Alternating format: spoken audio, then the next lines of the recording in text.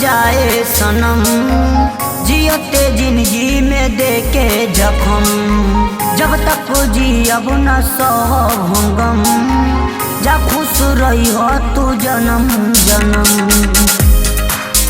जब तक ई सांस चली, जब तक ई सांस चली, हम तोहरे करब इंतजार, मर भी जाइब ओ बेवफा, करब तोहसे प्यार, मर भी जाइब ओ बेवफा, करब तोहसे प्यार।